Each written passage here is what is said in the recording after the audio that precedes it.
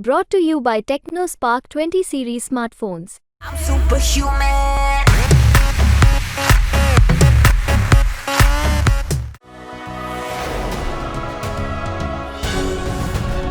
ये राम मंदिर बनने के बाद अयोध्या में कितने सारे लोगों को रोजगार मिल गया, कितने सारे लोगों की शॉप ओपन हुई है, कितने सारे लोग वहाँ से खाना खा रहे हैं, मतलब कितने सारे लोग टूरिस्ट आ रहे हैं। इससे देश को ही फायदा हुआ है। 370 हटने के बाद एक अच्छा देश बना, क्योंकि वहाँ पे एक अलग कानून लागू था। हमारे बाकी देश में पूरे में अलग कानून लागू था। वहाँ पे 6 साल की विधानसभा थी, पूरे देश में 5 साल की थी।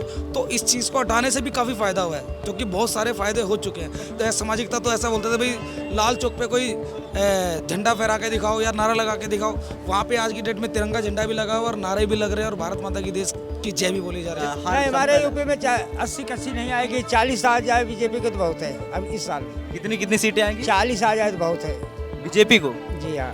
अमित शाह जी बेचारे अकेले पड़े हुए हैं और उनके भी पीछे जो है सब बात कर रहे हैं, इसलिए अमित शाह जी क्या करेंगे अकेले।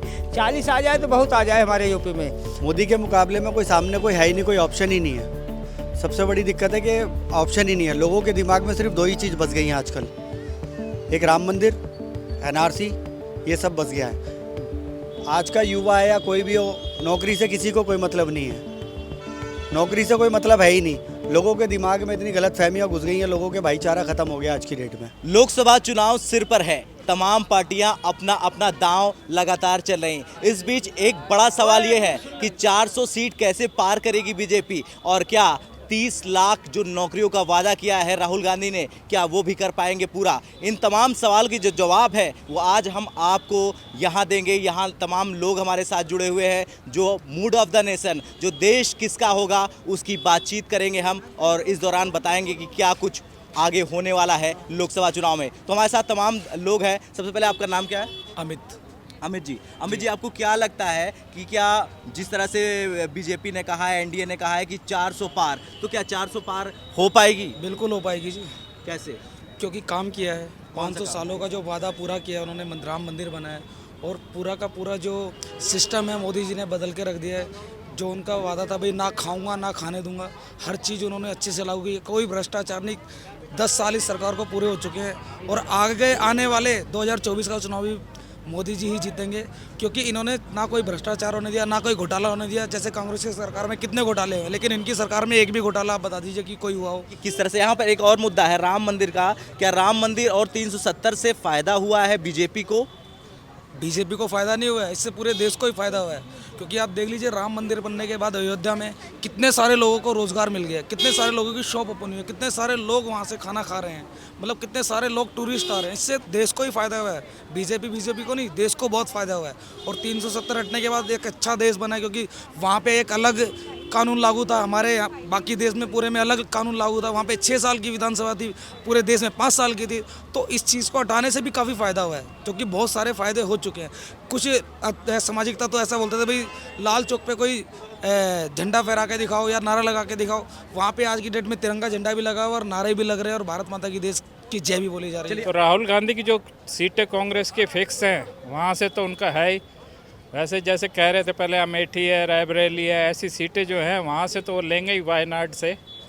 तो थोड़ा बहुत तो कंपटीशन देंगे। मतलब कंपटीशन तो देंगे यहाँ पर सर बता रहे हैं, लेकिन एक यहाँ पर ये भी सवाल बनता है कि जिस तरह से राहुल गांधी की जो यात्रा निकली है, वो वहाँ पर लोगों की भीड़ देखने को मिल रही है और तमाम वो चीज़ें जो लग रहा है, जैसे कि अभी राहुल गांधी ने कहा कि 30 लाख नौकरियाँ का वादा पूरा करना चाहिए। अगर पीएम मोदी अपने बात पे रहते हैं तो 30 लाख नौकरियाँ दें, क्या ये संभव है? नहीं, 30 लाख नौकरी तो नहीं, जो डिपार्टमेंट में हैं उनमें अब धीरे धीरे निकलती आ रही हैं। सारा कुछ अब एआई में आ रहा है, आपको देख रहे हो, कंप्यूटराइज्ड हो रहा है। तो धीरे धीरे जॉब्स तो कम हुई है, पूरे वर्ल्ड में हो रही है। तो राहुल गांधी की जो भीड़ है, पहले भी हुई थी जब इनकी यात्रा थी। भीड़ तो अलग बात है, लेकिन वोट लेना अलग बात है। आपका नाम? मोहसिन भाई, जिस तरह से बीजेपी वर्सेस राहुल गांधी जो इस वक्त चल रहा है, एक तरफ राहुल गांधी अकेले महागठबंधन का बेड़ा लेके आगे बढ़ रहे हैं और दूसरी तरफ पीएम मोदी ने कह दिया है कि 400 एनडीए 400 सीटों की गारंटी लेती है। तो उस पर क्या लगता है कि क्या वोटर्स वोट करेंगे? आप क्या वोट करेंगे, किसे वोट करेंगे? सर, मैं तो बीजेपी को वोट दूंगा, पर वोटर्स बीजेपी को वोट देंगे। जो बीजेपी का वोट है वो कटेगा नहीं। 2029 में जो आएगी वो बीजेपी की ही सरकार आएगी। 400 पार आपको लगता है कि 400 पार? 400 पार हो जाएगी सर।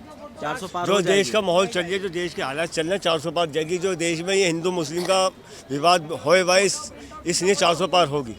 तो हिंदू मुस्लिम आपने बोला, हिंदू मुस्लिम का तो यहाँ पर मुसलमानों को लेकर, जैसे आपने मोहसिन नाम बताया, तो मुसलमानों को लेकर पीएम मोदी ने क्या कुछ आप लोग को सुरक्षा और मोदी नहीं कर रहा है, सुरक्षा की कोई बात नहीं है।